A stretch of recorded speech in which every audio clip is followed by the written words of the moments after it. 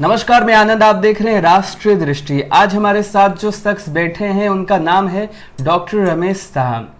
काफ़ी लोग इन्हें माइक्रो आर्टिस्ट के रूप में पहचानते हैं और काफ़ी वो लोग भी इन्हें पहचानते हैं जिनका ह्यूमन राइट्स का हनन होने के बीच में इनके द्वारा उन्हें बचाया गया हो।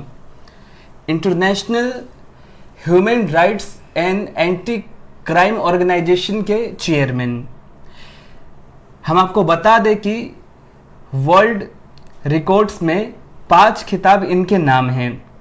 एक चावल पे अगर भारत का नक्शा बना हो तो शायद हम अपनी आंखों से उसे नहीं देख पाएंगे, मगर ये वो व्यक्ति हैं जिन्होंने एक चावल के टुकड़े पर भारत का मैप बना दिया। आइए इनसे मिलते हैं और इनके बारे में कुछ बातें करते हुए इस कार्यक्रम को आगे बढ़ाते हैं। नमस्कार रमेश सर, आपका स्वागत है राष्ट्रीय दृष्टि में। सबसे पहले तो राष्ट्रीय दृष्टि के सभी दर्शकों को मेरा नमस्कार। मैं doctor Ramesh Shah, micro artist. पहले मैं आर्ट की बात आपको मैं बता रहा हूं कि मैं जब 5 साल का उम्र था मेरा, जब मैं नर्सरी में पढ़ता था, तब से मैं आर्ट करता हूं और बहुत सारे आर्ट मैं करता था। और गार्जियन सब उस समय में दुआना का कॉपी मिलता था 12 पैसा का, और वो 12 पैसा का कॉपी जो है मैं सुबह खरीदता था और शाम तक पूरे उसमें आर्ट कर देता था। कुछ मार खानी पड़ती थी घर में, लेकिन बाद में ये क्या हुआ कि बाद में इसको सभी लोग जानने लगे। और जो स्कूल में जो मेरे टीचर थे, जो मेरे मित्र सब थे, वो सब काफ़ी उत्साहित मुझे करते थे कि मैं बहुत अच्छा पेंटिंग बनाता हूँ। तो ऐसे करते करते करते करते जब मैं हाई स्कूल तक पहुँचा तो एक हास्यास्पद कहानी उसमें आता है जिसका जिक्र मैं बहुत सारे इंटरव्यू में मैंने किया है। और ये हास्यास्पद कहानी ये है कि एक तो मैं महज 5 साल का उम्र से मैं आर्ट तो करता ही था, साथ साथ में बहुत छोटा छोटा लिखता भी था जी। बहुत छोटा छोटा लिखता था। तो ये जो छोटी छोटी मैं अक्षर लिखता था, मुझे पता नहीं था कि एक दिन ये मुझे ख्याति दिलाएगी। तो समय था आपका, जब मैं क्लास 7 में था, और क्लास 7 में जब मैं पढ़ता था तो परीक्षा चल रही थी, परीक्षा की घोषणा हुई थी और परीक्षा भी स्टार्ट हो गया था। तो बहुत सारे सब्जेक्ट मैंने बहुत अच्छा से दे दिया था, लेकिन एक हिस्ट्री का सब्जेक्ट जब आया था तो कुछ विषय हमें याद नहीं था, और याद नहीं था तो मैंने उसमें क्या किया कि मैंने चीटिंग कर लिया। और चीटिंग मैंने इस तरीके से किया कि पूरा एक पेज एक छोटी से कागज के टुकड़ा पर मैंने उसको लिखा, बहुत छोटी छोटी लिखा था, और आंख की रोशनी बहुत मेरा तेज थी। तो पकड़ा गया जी। जब चीटिंग में कर रहा था तो उस टाइम में हमारे जो टीचर थे और जीएन प्रधान जी, और अभी तो उनकी देहांत हो चुकी है, और उन्होंने मुझे पकड़ लिया। तो वो चीट देखने लगे कि इसमें है क्या, उनको समझ में नहीं आ रहा था। तो मुझे उन्होंने पूछा कि भाई इसमें तुमने लिखा क्या है जी। मैंने कहा सर ये चीट है, और ये इस पेज का मैंने ये पूरा पेज मैंने इस कागज पर लिखा। आपने बता दिया? मैंने बता दिया जी। तो मैं तो काफी डर गया था, क्योंकि मैं पकड़ा गया था परीक्षा में चीट करते हुए। और टीचर ने, और हमारे जो टीचर थे जीएन प्रधान जी, उन्होंने और बाकी टीचर को भी बुला करके उस चीज को दिखाया। एक आश्चर्य लगा था सर को, और थोड़ी डर भी मेरी कम हो गई थी। तो सारे जो टीचर आए थे उन लोगों ने देख करके बहुत आश्चर्य किया। बस वो टर्निंग पॉइंट था। लेकिन उस समय भी मैंने नहीं सोचा था कि मैं ये माइक्रो आर्ट, ये लास्ट में माइक्रो आर्ट का ख्याति मुझे दिलाएगी, और मैं माइक्रो आर्ट में मैं करता ही गया। और जैसे मैं दार्जिलिंग गवर्नमेंट कॉलेज 1981 में पहुंचा था, उस समय मैंने 2 एग्जीबिशन वहाँ किया। उस समय फाइन आर्ट का एग्जीबिशन था, और तब के तत्कालीन जो गवर्नर थे बीडी पांडे जी, उनके हाथों द्वारा वहाँ एग्जीबिशन का उद्घाटन हुआ था। और बहुत अच्छी मुझे मैंने 2-3 पेंटिंग मैंने वहाँ रखे थे, काफ़ी लोग ने सराहना की। तो ये जब 84 मैं कॉलेज जब ख़त्म करके जब आया तो 85 में मैं काठमांडू चला गया। काठमांडू प्राय मैं 6 महीना रहा हुआ। तो 6 महीना में मुझे वहाँ एक टिबेटन आर्ट सीखने का मौका मिला। तो ये टिबेटन आर्ट को थांका आर्ट बोलते हैं, थांका। तो ये भी पार्ट ऑफ माइक्रो आर्ट का है। तो वहां पर भी मैंने बहुत सारे पेंटिंग बनाए।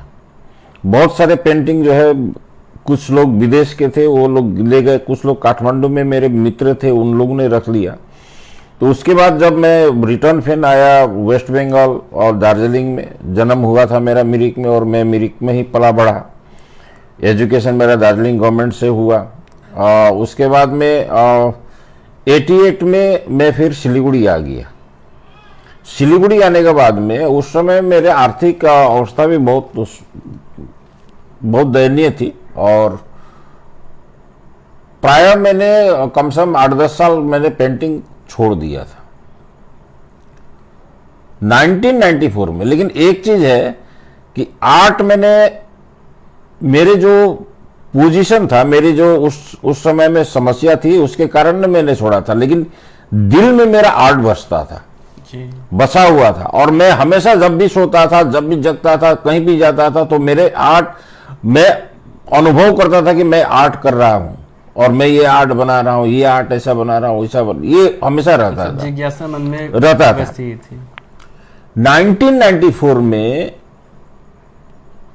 जब दार्जिलिंग एग्जीबिशन हुई थी तो उस समय में बहुत सारे दार्जिलिंग के अच्छे जो आर्टिस्ट थे उनके एग्जीबिशन में मैंने पेंटिंग देखा और मुझे बहुत दुख भी हुआ। इतने अच्छे आर्टिस्ट का एग्जीबिशन लगा हुआ है, लेकिन इन लोगों को आज में कोई मदद भी नहीं मिल रहा है। कोई ऐसा नहीं है कि मतलब इनका पेंटिंग कोई विदेश में ले जाए, कहीं इनका सेलिंग हो जाए, कोई अच्छा हो जाए।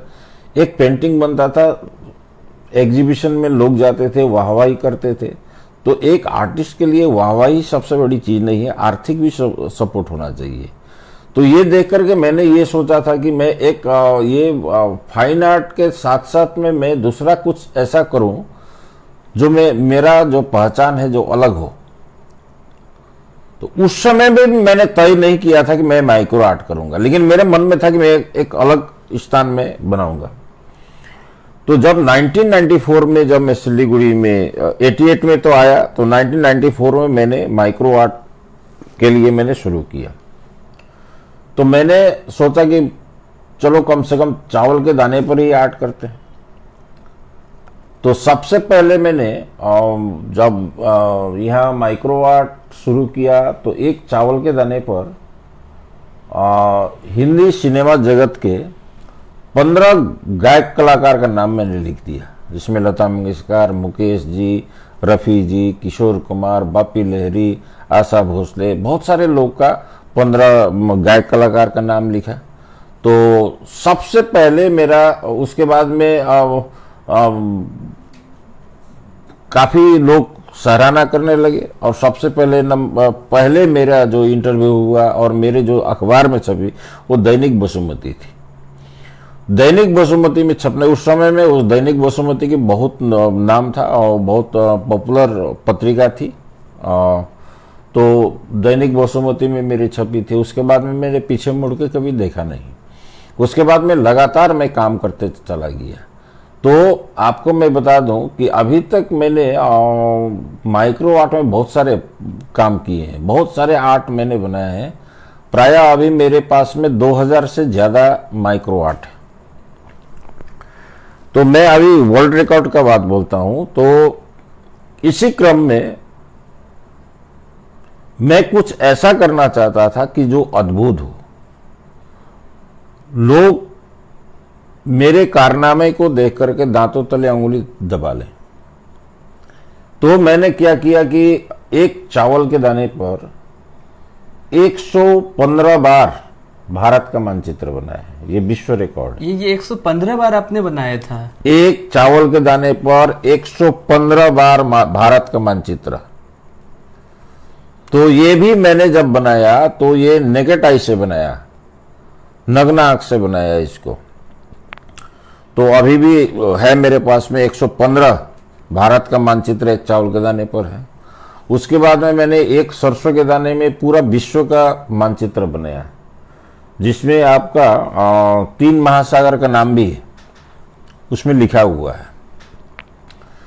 ये 2 हुआ। और उसके बाद में एक और मैंने एक पोस्टल पोस्टकार्ड में मैंने 86,000 बार राम नाम लिखा, वो भी आपको पेंसिल से लिखा मैंने। और इसको लिखने में समय हमको लगा 6 महीना। ये भी वर्ल्ड रिकॉर्ड में शामिल कर लिया गया। एक और मैंने रेयर काम किया, 5 मिलीग्राम का एक पतला तार से मैंने गांधी चश्मा बनाया, जो 5 मिलीग्राम है, नग्न आंख से नहीं देख सकते हैं आप। तो वो भी वर्ल्ड रिकॉर्ड में गया। और एक और मैंने काम के रेयर किया कि 4 mm बाई 5 mm का एक किताब बनाया।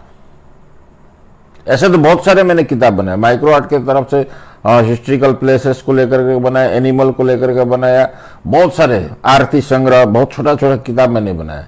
लेकिन मुझे रिकॉर्ड करना था तो मैंने 4 mm बाई 5 mm का एक किताब बनाया, जिसमें 223 देशों का नाम उसमें लिखा है। और उसी में 65 विश्वविख्यात व्यक्तियों के नाम भी मैंने उसमें लिखा है। ये 5 वर्ल्ड रिकॉर्ड मैंने इसमें माइक्रो आर्ट के तहत बनाया, जो काफी में चर्चित हो गया। और मैं 1994 से अभी तक मैं हमेशा सुर्खियों में रहा।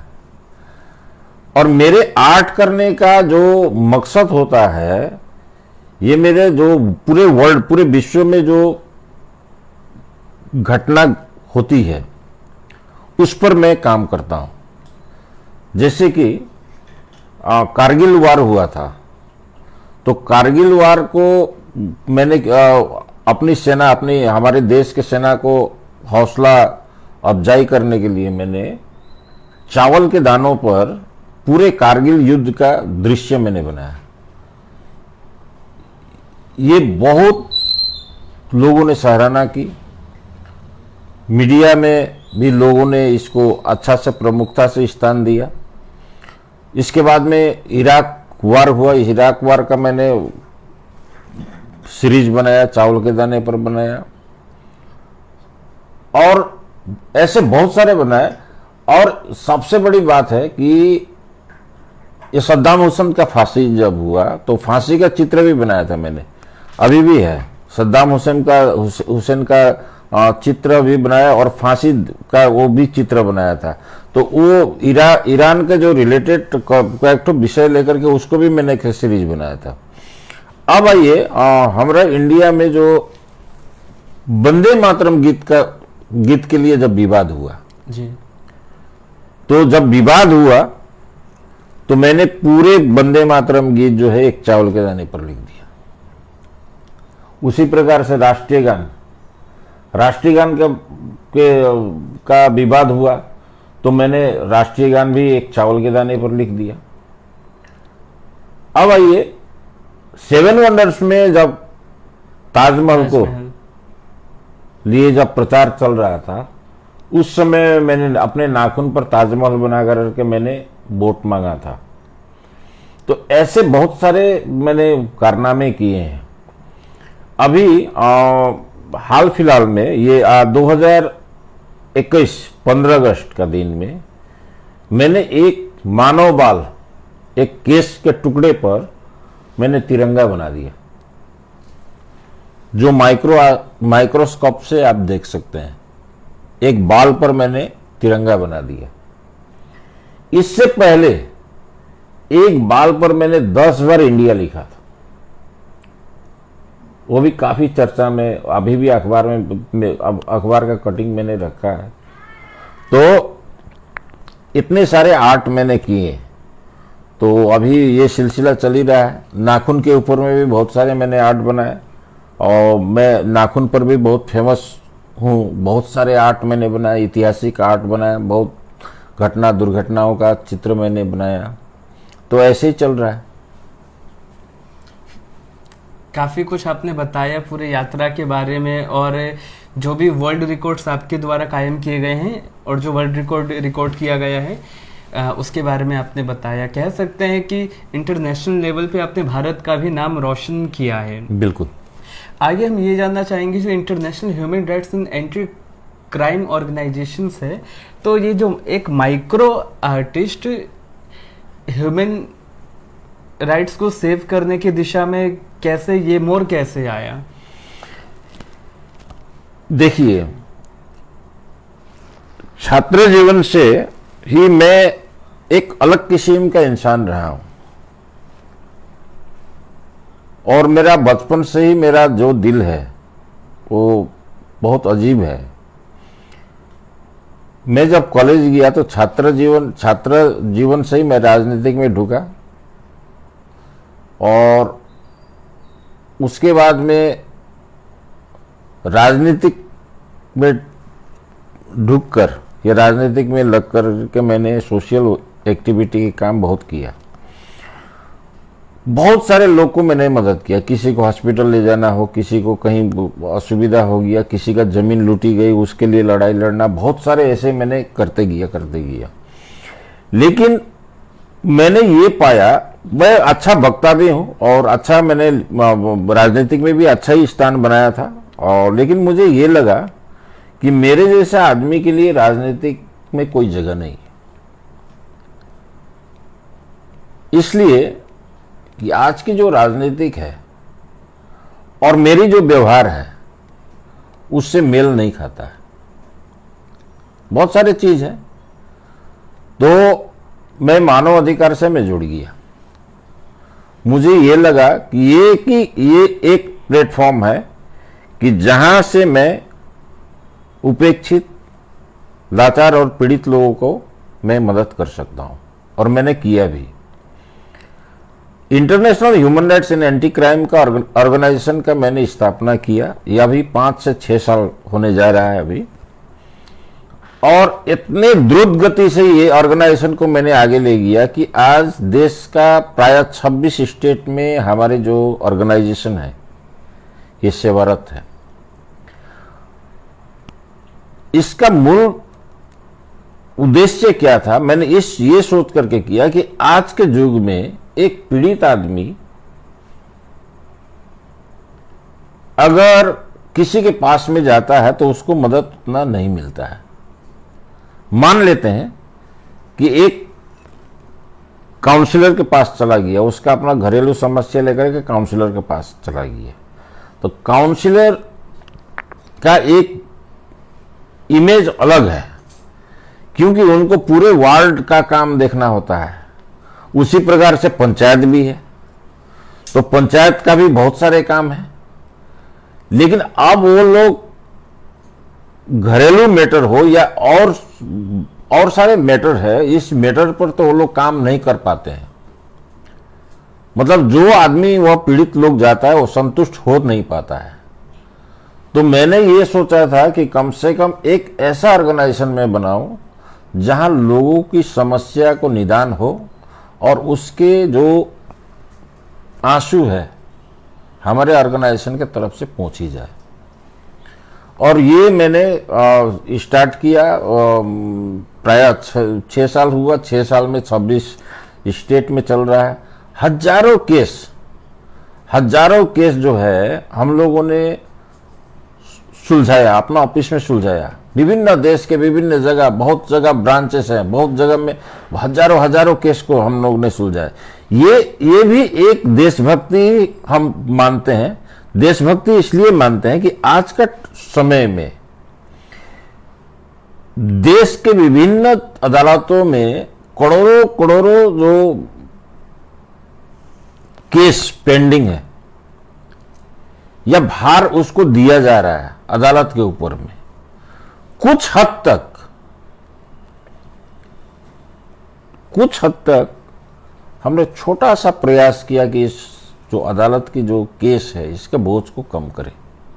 ये भी बहुत बड़ी देशभक्ति है। ये इसलिए मैं कह रहा हूं कि आज का समय में अगर कोई आदमी छोटी सी, मान लेते हैं एक तो छोटा सा मारपीट हो गया और मारपीट थाना में जाता है और थाना से कोर्ट में जाता है, तो उसको न्याय मिलते मिलते 2 साल 3 साल 4 साल लग जाते हैं और बहुत सारे पैसे उनके बर्बाद हो जाते हैं। वकील को देना पड़ता है, दौड़ना पड़ता है, भाड़ा है, और वो शांति भी नहीं मिलता है। एक तो दुश्मनी बन जाती है लोगों के साथ में। लेकिन international human rights and anti crime organisation में हम लोग का जो एक्सपर्ट है, हम लोग जो काउंसलिंग करते हैं और काउंसलिंग करने के बाद में जो केस को सुलझाते हैं, सुलझाने के साथ साथ में ऐसा समझौता कराते हैं कि उनको हमेशा उनके साथ में मेल हो जाए। तो ये ऐसा हम लोग कर के अभी हम लोग काम कर रहे हैं और बहुत अच्छा ऑर्गेनाइजेशन में लोग आ रहे हैं, अभी खुल करके सामने आ रहे हैं। जो भी उपेक्षित पीड़ित लोग हैं ऑल ओवर इंडिया, ये तो हेडक्वार्टर है आपका सिलीगुड़ी में, और ऑल ओवर इंडिया से टेलीफोन भी आता है और कुछ हद तक हम लोग टेलीफोन से भी हम लोग का जो मदद है वो लोग पहुंचा देते हैं। जैसे कि पुलिस से अगर ज़रूरत पड़ी तो पुलिस से बहुत सारी चीज़, हॉस्पिटल का केसेस आते हैं, फ्रॉड का केसेस आते हैं, तो ऐसे क्या होता है। बिल्कुल, देशवासियों की सेवा करना देशभक्ति से कम नहीं हो सकता है। जैसा कि आपने बताया कि लगभग 26 राज्यों में आपकी जो टीम विभिन्न स्तरों पे काम कर रही है, जिससे अनेक लोगों का जो भी केसेस रहता है जिसे अपने स्तर पे सुलझाया जा सके, वहाँ पे आप लोगों की टीम की उपस्थिति रहती है और उससे सॉल्व किया जाता है। आज हम यहाँ बैठे हुए हैं और चारों तरफ, जैसे कि अगर हम जंगल में चले जाए तो चारों तरफ हमें वृक्ष दिखेंगे जो काफी घने होंगे, वैसे ही जहां हम बैठे हैं अगर इसके चारों तरफ हम नजर फेरें तो यहाँ आपको इतने सारे अवार्ड्स दिखेंगे और आपको एक ही पल के लिए एहसास हो जाएगा कि आप एक अवार्ड्स के जंगल में हैं। सर, आपसे ये जानना चाहेंगे कि इतनी बड़ी उपलब्धि जो कोई भी जिसके बारे में देखे आश्चर्यचकित हो जाए कि एक चावल के दाने पे इतनी बड़ी बड़ी कलाकारी दिखाई गई। दूसरा, ये कलाकारी इस क्रम तक पहुंचती है कि विश्व स्तर पे, इंटरनेशनल लेवल पे रिकॉर्ड किया जाए, तो इसमें कोई दो राय नहीं है कि आपने पूरा देश का नाम रोशन किया है। हम ये जानना चाहेंगे कि तो वेस्ट बंगाल सरकार की तरफ से आपके इस उपलब्धि पे तो बहुत सारे रिकॉग्नाइजेशन किया गया होगा। ये सवाल तो आपने बहुत अच्छा सवाल उठाया और मैं ये कहना चाहता हूं कि अभी तक राज्य सरकार और केंद्र सरकार से कोई हमको सुविधा नहीं मिली है, ना इस कलाकृति को स्वीकृति मिली है, ना सम्मान। बल्कि 2009 में मैंने स्टेट गवर्नमेंट वेस्ट बंगाल को एक म्यूजियम बनाने के लिए मैंने आवेदन किया था और जमीन मेरे पास में नहीं थी, सरकार से मुझे लेनी थी। लेकिन लैंड डिपार्टमेंट ने मुझे, डीएम ने इसको ऑर्डर किया था कि इसको एक जमीन दिया जाए माइक्रो आर्ट के लिए। मेरे 2000 जो माइक्रो आर्ट है वो नष्ट होने के कगार पर है और बहुत सारे आर्ट जो है, बहुत दुर्लभ आर्ट जो है वो नष्ट हो गए।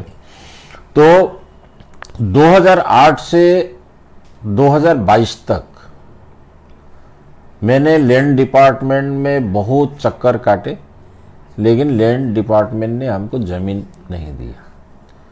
ये 2-3 साल पहले मैंने अपना ही जमीन पर लीज मांगा था, जो कि वेस्टलैंड जमीन था, और मुझे एक अधिकारी ने कहा कि आप अपने जमीन पर लीज ले सकते हैं, लीज पर आप अप्लाई कीजिए, हम लोग लीज दे देंगे। लेकिन आज वो लीज 4 से 5 साल हो गए, लैंड डिपार्टमेंट ने मेरे कितने एप्लीकेशन को गुम कर दिया, कई बार एप्लीकेशन देना पड़ा। अभी दार्जिलिंग से, सिलीगुड़ी से पास होकर के गया कलकत्ता, लेकिन कलकत्ता 1 साल हो गया, अभी तक कोई इसका रिजल्ट अभी तक नहीं आया है।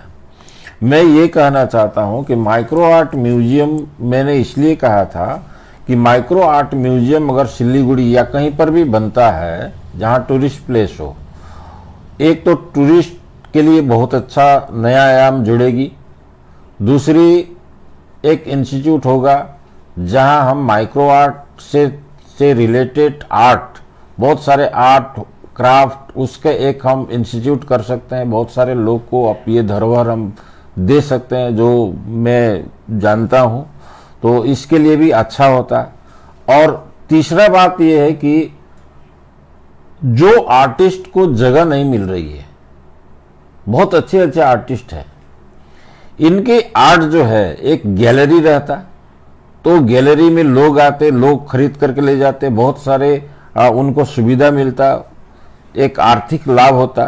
तो इस नाते मैंने बोला था, और ये माइक्रो आर्ट अगर बन जाता है तो ये वर्ल्ड का फर्स्ट माइक्रो आर्ट म्यूजियम होगा, क्योंकि ये वर्ल्ड में माइक्रो आर्ट म्यूजियम कहीं है नहीं।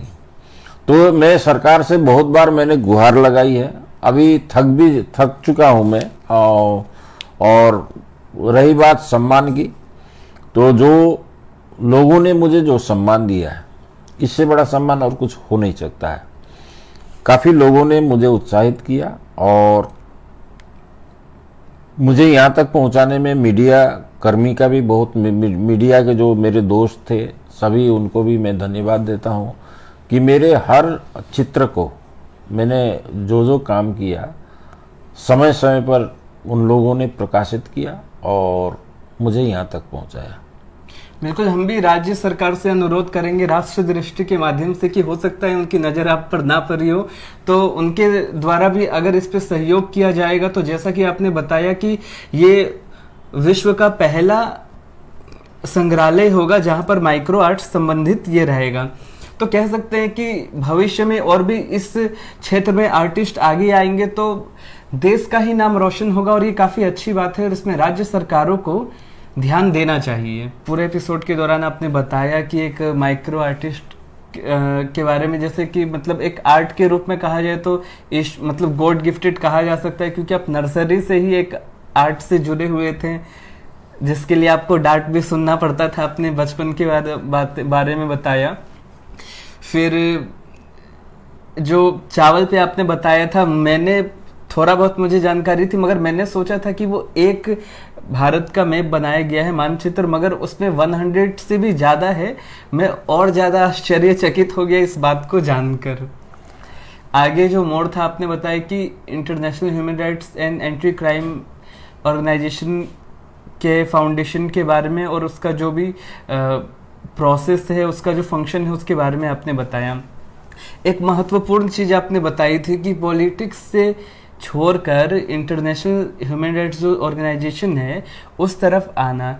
तो काफ़ी बार देश में अलग अलग बातचीत के बीच में आते हैं कि पॉलिटिशियन, आजकल काफ़ी बार कहा जाता है कि वादे किए जाते हैं पूरे नहीं होते हैं।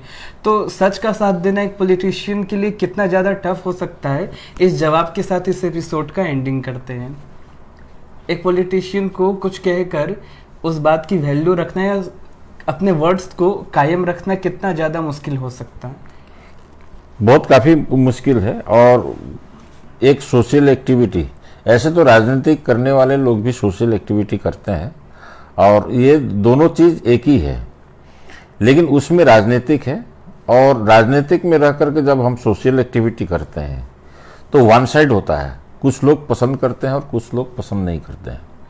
लेकिन जब राजनीतिक से हट करके एक अलग स्थान, अलग एक प्लेटफॉर्म से अगर हम लोग जो राजनीतिक का दूर दूर से नाता नहीं है, उस प्लेटफॉर्म से अगर हम लोग किसी को मदद करते हैं तो ये तमाम लोग सैल्यूट करते हैं और शाबाशी देते हैं। ये सबसे बड़ी चीज़ है। लेकिन मैं एक बात आपको कहना चाहूँगा कि इंसान की जो जन्म होती है, ये कुछ लोग समझ नहीं पाते हैं, लेकिन मैं थोड़ा इस चीज पर मैं ज्यादा ध्यान इसलिए करता हूं कि किसी न किसी चीज का जो उत्पत्ति होता है, किसी न किसी मकसद से होता है। तो हमारे जीवन जो भी है, हमने जो उत्पत्ति लिया या ईश्वर ने, भगवान ने हमको यहाँ पृथ्वी पर भेजा, तो किस लिए भेजा, हमको करना क्या है। कुछ लोग नहीं समझ पाते हैं तो भटक जाते हैं, तो क्राइम करने लगते हैं, फ्रॉड करने लगते हैं, बेईमानी करने लगते हैं। लेकिन जो इस चीज को समझता है कि मेरी मकसद, मुझे किस मकसद से भगवान ने यहां पर भेजा है और मुझे ये पृथ्वी में आकर के जब तक मैं जीवित हूं मुझे क्या करना चाहिए, जो इस चीज को अगर समझ लिया तो उससे बड़ा भाग्यशाली और उससे बड़ा सुखी कोई नहीं होता है। मैं अपने आप को बहुत प्राउड फील करता हूं। मैं अपने आप को, मैं जब रात में सोता हूं तो मुझे कहीं का कोई टेंशन नहीं रहता है। मैं एकदम आराम से, एकदम अच्छा से सो जाता हूं, इसलिए कि मैं जितने काम करता हूं लोग खुश होते हैं। कोई रोते हुए आते हैं तो उनके आंसू में पोंछता हूं, उनको सहयोग करता हूं। कोई हॉस्पिटल में पड़ा हुआ है, बिल बढ़ गया, डॉक्टर हॉस्पिटल से रिलीज नहीं कर रहा है, मैं उस जगह पर जाकर के हॉस्पिटल का बिल माफ कराता हूं। डॉक्टर नेग्लेंसी करता है किसी जगह पर, वहां पर जाकर के जो पीड़ित रोगी हैं उनको मदद करता हूं। ऐसे बहुत सारे हम लोगों ने काम किया है। International human rights and anti crime organisation में जो टीम है, ये टीम जो है बहुत एक्सपर्ट है हमारी टीम। तो मेरे कहने का मतलब है कि हम लोग देश का सेवा, सिर्फ हम लोग, हमारे वीर जवान जो सैनिक हैं सीमा पर पहरा दे रहे हैं, लेकिन हम लोग तो नहीं दे सकते हैं क्योंकि हमारे पास में वो क्षमता नहीं है। लेकिन हम दूसरी तरफ से भी हम लोग मदद कर सकते हैं, देश के लिए, राष्ट्र के लिए काम कर सकते हैं। एक जो श्रमिक है, बोझा ढोता है, वो भी देश के प्रति समर्पित है और वो भी देश का सेवा कर रहा होता है क्योंकि उसका मेहनत ही देश को आगे बढ़ा रहा है। उसी प्रकार से हम लोग भी हैं। हम लोग छोटे पैमाने पर ही क्यों नहीं हो, लेकिन हम लोग जब अच्छे काम करेंगे तो देश के लिए होगा, लोगों को मदद करेंगे वो देश के लिए होगा। तो बिल्कुल हम लोग का, सब आदमी का यही सोचना चाहिए कि हम लोग को देश के प्रति हम लोग का सजग होना चाहिए, देश राष्ट्र प्रेम अंदर में होना चाहिए। दूसरी बात और है कि सिर्फ मानवता के लिए ह्यूमन राइट्स नहीं है, मानवता के साथ साथ में हमको पर्यावरण को भी देखना है। पर्यावरण भी हमारे लिए महत्व रखता है। समस्त प्राणियों का रक्षा ही हमारा कर्तव्य है, मनुष्य का कर्तव्य है। बिल्कुल, पर्यावरण हो और मतलब इस धरती पे जो भी है, जो भी है पॉल्यूशन फ्री रहे, ये हमारी धरोहर है। बिल्कुल, ये हमारे धरोहर है क्योंकि हमारे जाने के बाद में जो हमारे जो पीढ़ी आएंगे, तो अगर उसको संवार करके उसको अच्छा बना करके रखेंगे तो उनके लिए कैसे छोड़ करके जाएं, या कोई भी जगह हम छोड़ करके जाएं, उसको परिवेश अच्छा बना दें तो आने वाले पीढ़ी जो है हमारे नाम लेगी। ये सबसे बड़ी बात है। काफी महत्वपूर्ण और अच्छी बातें आपने कही और देश प्रेम के बारे में भी आपने कहा, जो बहुत ही ज्यादा जरूरी है और अधिकांश भारत में लगभग हर कोई देश प्रेमी ही है। बस कोई उभर के अपने देश प्रेम को दिखा पाता है और काफ़ी लोग अपने रोज़मर्रा के जीवन में इस तरीके से उलझ जाते हैं कि आगे बढ़ के नहीं कुछ ऐसा कर पाते हैं कि जो लोगों के सामने दिख पाए। मगर अगर हम कुछ खास नहीं कर रहे हैं, मगर हम एक बेहतर इंसान की तरह, एक सिटीजन की तरह अगर हैं, देश में क्राइम नहीं कर रहे हैं, तो भी हम इनडायरेक्टली क्राइम को रोक रहे हैं। बिल्कुल, आपने इतना महत्वपूर्ण समय दिया अपना और काफ़ी महत्वपूर्ण चर्चा के लिए आपका समय के लिए धन्यवाद। थैंक यू, नमस्कार। अभी हमारे साथ बैठे थे डॉक्टर रमेश साह सर। उनसे हम मिले और उनकी यात्रा के बारे में और उनके जो ऑर्गेनाइजेशन है उसके बारे में और उनके आर्ट के बारे में जाना। एक माइक्रो आर्टिस्ट और एक सोशल वर्कर के रूप में काफ़ी कुछ जानकारियां आपको मिली होगी। अभी के लिए इतना ही। देखते रहिए राष्ट्रीय दृष्टि। दोबारा आपसे मिलेंगे जल्द ही एक नए एपिसोड के साथ। जय हिंद।